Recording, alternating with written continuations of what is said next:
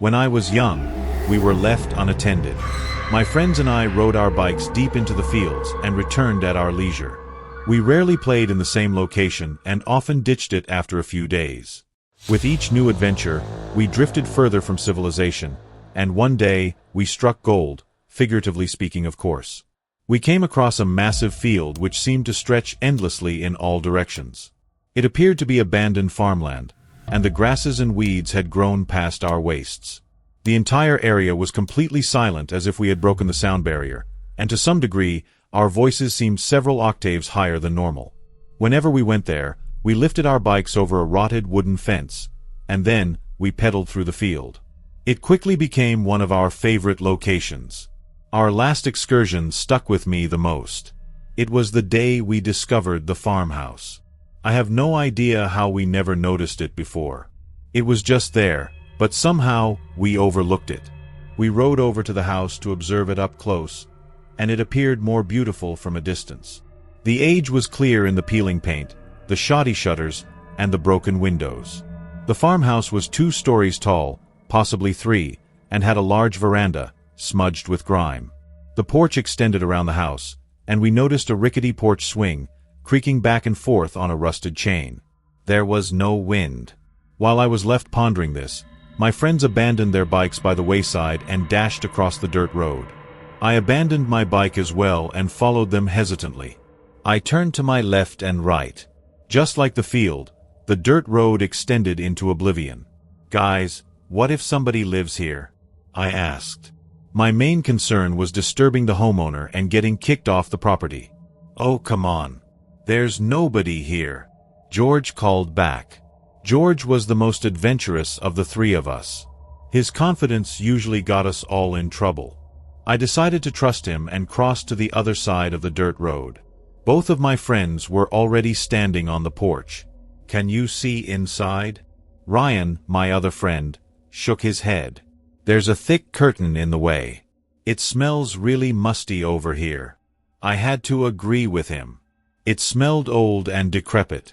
The porch above all else seemed to be in the worst state of decay, but somehow it held our weight. Curiously, we wandered all the way around the house. If anyone lived there, they would have heard us because the wood squeaked terribly. Each step made me cringe, but when nobody confronted us, I eventually relaxed. None of us voiced it, but we all wanted to break into the house. It seemed too soon for that. We'd have to wait a week or so. We had to be absolutely sure that the farmhouse was vacant. The backyard was nothing spectacular. It was overgrown like the rest of the land. There was a crumpled shed several yards away along with a rusted pickup. We put off exploring them and continued around the house until we reached the front once more. We scurried off to collect our bikes, but we became sidetracked when George discovered an opening in the lattice which led underneath the porch. Naturally, we were beyond excited. I inched myself halfway through the opening and confirmed that we could easily fit. That's when I noticed the look in George's eyes. He was about to make a bet. "I bet that I can crawl through there faster than you," he insisted with crossed arms. I lost our previous bet, so I needed to redeem myself. Betting was our thing, and it often involved races whether on our bikes or on foot. Because of this, Ryan always kept a stopwatch handy. Fine. I didn't bother creating ultimatums. Nothing scared us. "I'll go first," I offered. I wanted the lay of the land, so George couldn't rig anything. I crouched down beside the opening and waited for Ryan to retrieve the stopwatch from his bike.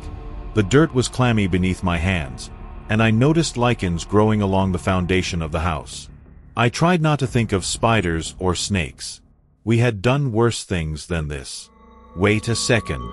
I want my eyes to adjust," I told my friends. I didn't want to risk bumping my head against anything. "Are you ready?" Ryan muttered, raising the stopwatch. "Yeah, okay." Maybe I was a bit nervous. "Go." I forced myself through the opening and felt the lattice clawing at my clothes. I tugged my hips inside and took a hard right, crawling straight for the first turn. Once I reached it, the tunnel narrowed, and I was forced to army crawl. I felt the grime smearing into my arms and soaking into my clothes. I pressed onward and dug my shoes into the ground, practically dragging myself along.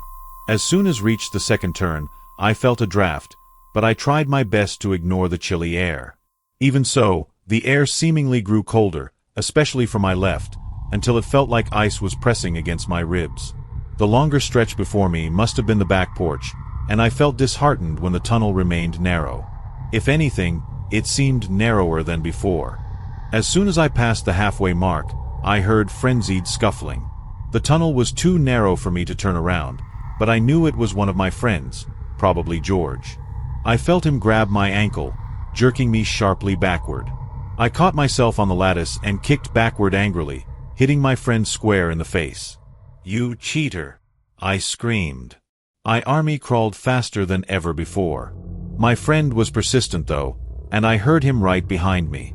I blocked everything out and dug my arms mercilessly into the ground, clawing myself through the tunnel until I burst out of the opening. I was breathing heavily and covered head to foot with nasty, red clay. "What the hell is the matter with you?" I screamed at Ryan. Ryan was standing there timidly, and of course, George was nowhere to be seen. They were both cheaters. Ryan was quivering, and he extended the stopwatch to me. "You were under there for 27 minutes.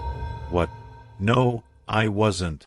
I snatched the stopwatch from Ryan and stared down at 27 minutes, 32 seconds. "You guys are messed up." Ryan clearly never reset the watch. I stopped shouting as soon as Ryan began crying. "That's not funny, Sam. We were worried. We were calling for you, and you weren't responding. George went in there about 10 minutes ago to search for you." I didn't know what to think of this. I stomped over to the opening and began calling for George but received no response. "You guys never called for me," I replied stubbornly, glaring at Ryan who was still sobbing. Ryan allowed the stopwatch to keep running. When another 15 minutes passed, we were sick of waiting for George. "We'll just go back in and find him. You can go to the right. It's more open that way. I'll go to the left. We'll meet in the middle." Ryan seemed reluctant of the plan. I convinced him to squeeze inside after me, and we split up. This was all George's fault. He probably threatened Ryan to go along with it. I was going to kick George's ass when we got out of here. When I crawled beneath the back porch, I heard scuffling ahead of me. "George," I called. "No, it's me." I narrowed my eyes in confusion when I met Ryan in the middle. "Did you find George?" "No, did you?" My heart skipped a few beats. "No." By this point, we were both unnerved, and I had to help Ryan turn around. I couldn't go backward through the tunnel since it was so narrow. It took us several minutes, but we reached the opening without a hitch. We lingered around the front porch and wondered if we had missed George somehow. That was the irrational side of me thinking. Those tunnels barely fit one person, let alone two. It would have been impossible for George to pass us going in the opposite direction. We waited until nightfall for George to reveal himself, but he never did. We called out to him and warned him that we were leaving. It was growing so dark. We didn't want to linger any longer. We crossed to our bikes, covered in that foul, red clay, and warned him one final time. Reluctantly, we pedaled away from the farmhouse and followed the dirt road home. Our parents were forced to believe us when George didn't return that night. The cops were called, and the next morning, we led them to the field and the lonely farmhouse. We described what happened in detail and watched them knock on the front door, waiting tirelessly for someone to answer. When nobody did, they went to investigate the opening in the lattice. The cops were too big to fit. While they were searching the perimeter, I went to retrieve George's bike from where we left it, but it was gone. George was never found, and the case was closed. 11 years later, there was a development in the long-forgotten case. Our city went through a period of rapid urbanization, and our county began buying up the adjacent farmland. The old farmhouse was demolished, but there was sickening discovery at its core. The entire foundation was layered in dried blood and scattered with small bones. The bones belonged to children and were covered in harsh bite marks.